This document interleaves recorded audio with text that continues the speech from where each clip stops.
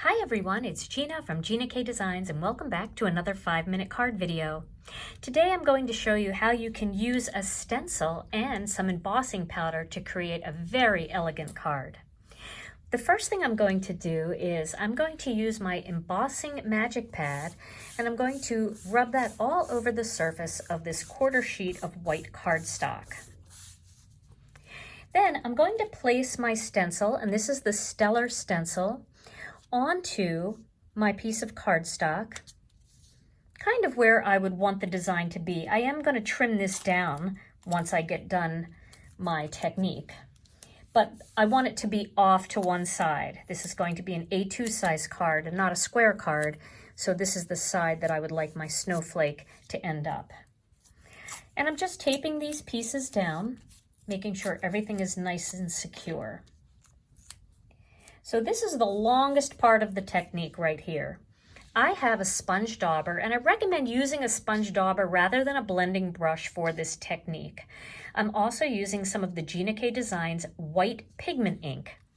I prefer the pigment ink for this technique over something like VersaMark or WaterMark and embossing ink because it seems to be able to get down into the small details better. Now what I'm doing is I'm putting lots of pressure on that sponge dauber and I'm just pressing that white pigment ink through the stencil. And I can kind of tell where I've already done because it's turning this ivory colored stencil white. But just be methodical about it. Go from one leg of the snowflake to the next.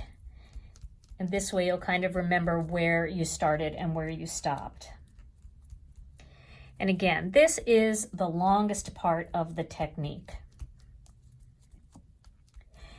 It's really, really fun to make these cards. They're so elegant, they're so quick and easy, and you can keep them very simple if you don't want to add any sequins or rhinestones at the end, or if you really want to bling it up, you can add rhinestones, sequins, or pearls.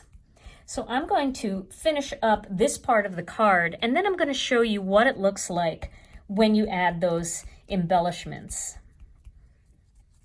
Adding embellishments does take a little bit more time, but again, if you mass produce this part of the card, then you can sit and relax with your little jar of sequins and some Connect glue, and you can just add your embellishments and take your time. Okay, I'm going back over these dots one more time because they are a little bit smaller, so it's a little harder to grab the ink. Some of them I'm actually going to cut off, but I don't know exactly where my cut lines are going to end up, so better safe than sorry. I wouldn't want to have an area that wasn't completely embossed. Okay, so it looks like I've got good coverage there. So now my next step is to remove the stencil. And I know it's difficult to see, but there is white pigment ink on here. Now I'm just going to use a piece of cardstock, and then I'm going to dump some of the Gina K Designs fine detail gold embossing powder right down the whole front of this card. Then just going to blow away any excess and add a little bit right there because I think I missed that. There we go. Okay. So you can see how crisp the pigment ink was able to grab the embossing powder. VersaMark ink is a little bit of a stickier ink, so each time you press down on it, it pulls the stencil back up. But the pigment ink seems to do the trick. Okay, so now I'm going to heat emboss. I'm not going to ask you to watch this whole part, so I will do this and I will fade into the end of this so that you don't have to sit and watch me emboss the whole thing, although it is quite mesmerizing.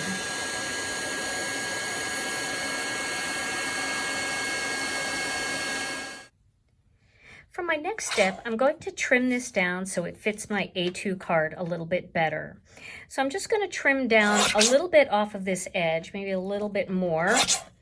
And then I'm going to turn this and I'm going to cut it at the 3.5 inch mark. Then I'm going to cut a little bit off the top here. And then I'm going to trim it at the 4 3/4 inch mark. Now I might cut a little bit off the top or the bottom. I'm going to just trim it to the 4 3/4 inch mark on this side so I don't cut too much off the top or the bottom. So there we go. That's a 3.5 by 4 3/4. Yep. All right. So now our next step is going to be to mount this piece onto a piece of black cardstock. And because I heat embossed on this, it can be a little warpy. So you do want to make sure that you get a little extra tape on the back. And then this whole panel is going to go onto an A2 card base.